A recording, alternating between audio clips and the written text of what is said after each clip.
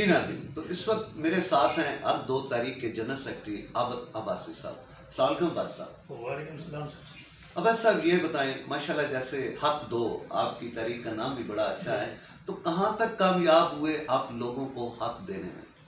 بسم اللہ الرحمن الرحیم. سب سے پہلے تو آپ کا شکریہ کہ آپ نے ہمیں موقع دیا اور ہماری مسائل سننے کے لیے آپ نے وقت دیا، بہت شکریہ. اب 2 تاریخ جو نام سے ہی آپ کو اندازہ ہو گیا کہ ہم آپ لینے کے لیے کھڑے ہوئے ہیں. جی. اور انشاءاللہ اللہ کے فضل و کرم سے ہم اپنا حق لے کے رہیں گے. کیونکہ بیچ میں الیکشن کا جو دورانیہ آ گیا، اس دورانیے کی وجہ سے اب 2 تاریخ کو جس مطلب اسٹینڈ پہ تھی، تھوڑا سا ریورس کرنا پڑا، اس لیے کہ کچھ وقت درکار تھا. اوپر سے جو ڈرامہ ہو گیا آپ کے سامنے الیکشن کا، اس کی جتنی کوئی تعریف کرے وہ آپ کو اندازہ ہی ہو گیا ہوگا. اور آج کی جو بڑی بریکنگ نیوز یہ ہے کہ کمشنر راولپنڈی نے استعفیٰ دے کے خود کو پولیس کے حوالے کر دیا. یعنی اس سے بڑا عالمیہ اور کیا ہو سکتا ہے کہ آپ کے ملک میں صاف اور شفاف الیکشن کرانے کے لیے لوگوں نے تڑپنا شروع کیا، جماعتوں نے اپنے ورکروں تک پہنچنا شروع کیا، گھر گھر اپنے پیغام. ویسے بس سب چلیں، یہاں پہ میں تھوڑے آپ کو انٹرپٹ کر رہا ہوں. جیسے آج کمشنر راولپنڈی نے کیا، آپ کیا سمجھتے ہیں باقی ہمیں ضلعوں سے بھی ایسی کوئی امیدیں ہو سکتی ہیں؟ میرے خیال میں یہ ایک ایسی ابتدا ہو چکی ہے کہ شاید اس کی جو انتہا ہے وہ ہمیں کچھ اور ہی نظر آئے. اس کا تو آپ اندازہ کر لیں کہ جس وقت اسرائیل اقصاب نے دیکھا کہ ہمیں زور کوب کیا گیا ہے، ہمیں ہمارا جو مینڈیٹ ہے اس سے چرایا گیا، تو انہوں نے دل برداشت ہو کے استعفیٰ دے دیا. جی. اس کے بعد فوراً آپ کو پتہ ہے جو نئی پارٹی بنی تھی جہانگیر ترین صاحب کی، جہانگیر ترین صاحب نے استعفیٰ دے دیا. پھر کسی ایک اور شخص نے استعفیٰ دے دیا. یہ پرویز خٹک نے بھی دے دیا. اس کا سلسلہ یہ چلتا رہے گا. اور انشاءاللہ جو لوگ بھی اپنے دل کے اندر کچھ محبے باتیں یا کچھ اس طرح کے سمجھتے ہیں کہ ہمارا پاکستان کے لیے ہمیں حق بھی کھڑا ہونا چاہیے، تو وہ انشاءاللہ استعفے دیتے جائیں گے. یہ آپ کا سلسلہ چلتا رہے گا. دوسرا جس طرح مینڈیٹ چلے گا تو کون آدمی ہے؟ سب تو نہیں ہے نا. کچھ لوگ تو ایسے ہیں جو اللہ اور اس کے رسول کے مطابق چل رہے ہیں، کوشش کرتے ہیں. چیز ہے کہ حالات نے ان کو مجبور کیا ہوا ہے، لیکن انشاءاللہ وہ اپنی آن تک استعفے بھی چلے جائیں گے. اور جنہوں نے یہ کام کرایا ہے وہ الحمدللہ اللہ کے فضل سے خود پھنستے جا رہے ہیں. جن کو چن چن کے انہوں نے لوگ دیے ہیں وہ خود ابھی حکومت دینے کے لیے تیار نہیں ہے. اس سے بڑا عالمیہ اور کیا ہو سکتا ہے پاکستان. اب ایسا جیسا کہ شکور صاحب نے بھی کہا کہ اب ابل وطنی کی ضرورت ہے، سنسیئرٹی کی ضرورت ہے، لیکن جیسے ابھی آپ حالات کو دیکھ رہے ہیں، کوئی بھی پارٹی حکومت لینے کو تیار نہیں. اور پاکستان ہے کہ وہ دن بدن جو ہے نا وہ ایک اکانومی کی اور بہت سے مسائل کی دلدل میں دھستا چلا جا رہا ہے. تو اس کا آپ کیا حال دیکھ رہے ہیں؟ دیکھیں اس کا حال تو جس وقت پاکستان بنایا گیا، یہ کلمے کی بنیاد پہ، ایک نظریے کی بنیاد پہ، یعنی ہندوستان کے سے الگ ہونے کا مقصد یہ تھا کہ ہم اپنے کلمے کی بنیاد پہ اپنے دین کے نظام سے چلیں گے. اس میں سب سے بڑا ظلم جو ہو رہا ہے آپ کے سامنے، جو سود در سود کام چلتا ہے، جو قوم سود لیتی ہے، اس لیے اللہ تعالیٰ نے فرمایا کہ سود دینا میرے ساتھ براہ راست جنگ کے مطابق. تو جب اللہ کے ساتھ ہم جنگ کی حالت میں ہیں تو پھر ہمیں کیسے ہو سکتا ہے کہ ہم کوئی ترقی پا جائیں گے؟ 70 سال کی تجربہ آپ کا، میری 67 ایئرس میں ہو لوں تو تقریباً 50 سال سے میں مطلب دیکھ رہا ہوں کہ ہم پیچھے چلتے جا رہے ہیں. کبھی ہم نے اسٹیپ آگے کا نہیں لیا ہے. 70 سال سے ہم پیچھے جائیں. الحمدللہ کہ پاکستان ایک ایسا ملک ہے کہ اس میں تمام وہ ضروری چیزیں موجود ہیں جو انسانوں کی ضرورت کی ہے، لیکن کیا ہے کہ ہمیں وہ دیانت نہیں ہے، ایمانداری نہیں ہے، اور ہم ڈیلیور نہیں کر سکتے ہیں. اس وجہ سے پاکستان کو ریورس کرنا پڑتا ہے. اور اس الیکشن میں تو جو ہوا ہے تو اللہ تعالیٰ اس ملک پہ حال کرے، رحم پر کرے. تو ہماری دعا ہے کہ اللہ تعالیٰ پاکستان کو بچائے، ورنہ حالات بہت مشکل نظر آ رہے ہیں. آپ کو بھی مشکل نظر آ رہے ہیں. اچھا عباس صاحب، جیسے کہ آپ کے پریزیڈنٹ صاحب نے بھی کہا ہے کہ خاص طور پہ جو آپ کے غریب ٹاؤن کے مسائل ہیں، تمام اداروں کے دروازے انہوں نے کھٹکھٹائے، لیکن کوئی مثبت وہاں سے ان کو جواب نہیں مل رہا. تو اس کا انجام آپ کیا دیکھ رہے ہیں؟ دیکھیں جی، جب اداروں کے سربراہ ضلع کی جو سربراہی ہوتی ہے وہ ڈی سی کے پاس گیا. ڈی سی صاحب نے ہمیں براہ راست کہہ دیا جی کہ یہ جو آپ کا جو ٹاؤن ہے یہ انلیگل ہے. تو ہماری اس کے ساتھ اس طرح کی مطلب بات ہوئی کہ اگر انلیگل ہے تو یہ 75% رجسٹریاں جو ہے یہ کس نے کر کے دی ہے. اب ان کے بعد کوئی جواب نہیں تھا. وہ ہنس کے انہوں نے ہمیں ٹھنڈا پانی پلا کے بیٹھا کے انہوں نے کہا جی کہ یہ تو آپ کا رائٹ ہے. جب ہمارا رائٹ ہے رجسٹری لے کے اپنا مکان بنانے کے لیے، تو پھر کیسے ہم انلیگل ہو گئے؟ اور حالیہ 8 فروری کو جو ہماری 1 لاکھ جو یہاں سے ووٹ نکلے ہیں، جبکہ یہاں آبادی 2 لاکھ سے اوپر ہے.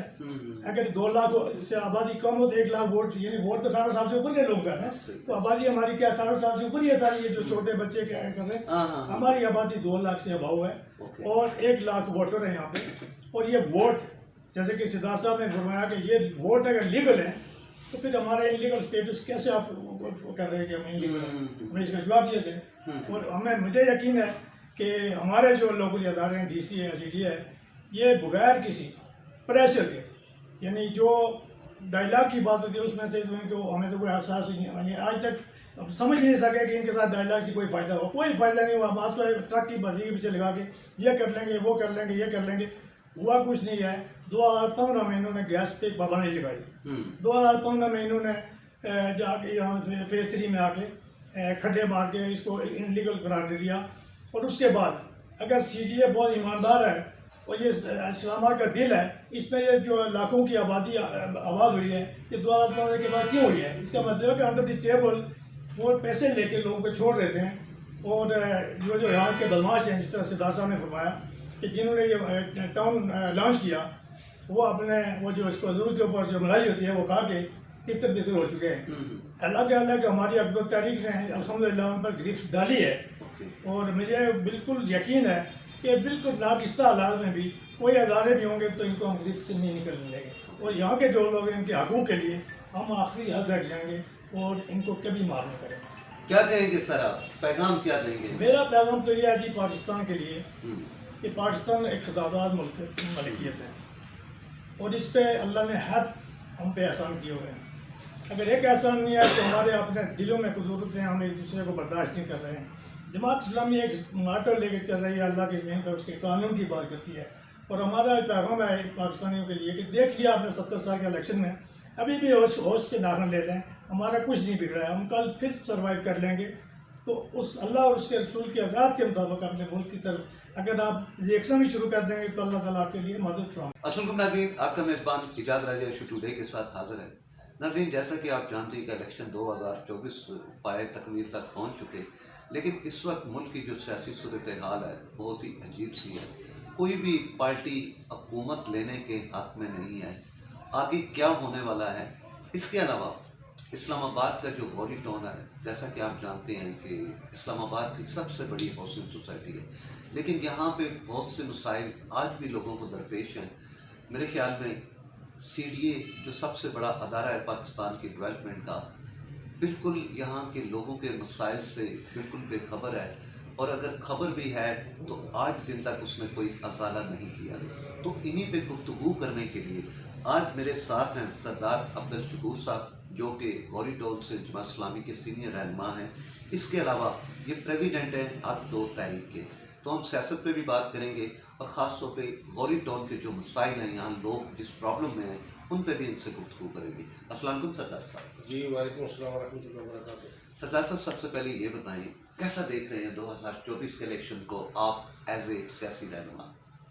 جی میں سب سے پہلے آپ کے چینل کا شکریہ ادا کرتا ہوں کہ جنہوں نے آج موقع دیا ہے کہ میں نے اپنی جو میری رائے ہے وہ آپ اس کو کریں، کرم بند کریں. تو میں یہ سب سے پہلے یہ کہوں گا کہ 2024 کا الیکشن جو ہے وہ اتنا ملک کو اتنا گمبھیر مسائل میں دوچار کر گیا ہے، اتنے گمبھیر صورتحال میں دوچار کر گیا ہے کہ یہاں پہ اب اگر کوئی قومی حکومت بنے تو شاید یہ چل سکے، ورنہ اس کے علاوہ کوئی حل نہیں ہے. اس کے جو الیکشن کی جو رزلٹ کی صورتحال ہے وہ ہر کوئی اس سے پسند نہیں کر رہا اور ہر کوئی اس کو قبول نہیں کر رہا. جو جیتے ہوئے ہیں وہ بھی کہہ رہے ہیں ہمیں ہرایا گیا ہے، اور جو ہارے ہوئے ہیں وہ بھی کہہ رہے ہیں ہم ہارے ہوئے ہیں اور ہمارے جو مینڈیٹ ہے وہ چوری ہو گیا. تو اس لیے کوئی بھی مطمئن نہیں ہے. کوئی بھی جماعت جو ہے وہ اس موجودہ صورتحال میں سب سے پہلی بات یہ ہے کہ اس ملک کو اس گرداب میں پھنسایا ایسے گیا ہے کہ اب اس کو نکالنے کے لیے جو ہے وہ کسی ایک پارٹی کی بس کی بات نہیں. میں یہ سمجھتا ہوں جی. اور جب تک یہ قومی اتفاق رائے سے جو ہے وہ کسی ایک بندے کو متفقہ طور پر آگے کر کے اس کو حکومت کی دعوت نہ دیں، اس وقت تک کوئی ایک بندہ جو ہے یا کوئی ایک پارٹی اس ملک کو مسائل سے نکالنے کی پوزیشن میں نہیں. تو اس لیے میری اپنی رائے ہے کہ اس وقت ساری جماعتیں مل کر اگر پاکستان کے ساتھ محب وطن ہیں زیادہ تر جماعتیں جو ہے محب وطن ہیں، اس میں کوئی شک نہیں ہے، جن کو ہرایا گیا ہے، جن کا مینڈیٹ چوری کیا گیا ہے، اور جن کے اوپر جو ہے وہ الیکشن 8 فروری کو جو الیکشن ڈے تھا وہ عوام کا تھا، ہم یہ سمجھتے ہیں، اور 9 فروری جو ہے وہ الیکشن کمیشن کا ڈے تھا. تو یہ غلط نہیں ہوگا کہ اس وقت یہ جو شب خون مارا گیا ہے لوگوں کے مینڈیٹ کے اوپر، اس کا ازالہ کرنا انتہائی ضروری ہے، ورنہ یہ حالات 1971 جیسے ہی مجھے نظر آ رہے ہیں کہ ملک اللہ نہ کرے ہم اس ملک کو پائندہ و آباد رکھیں.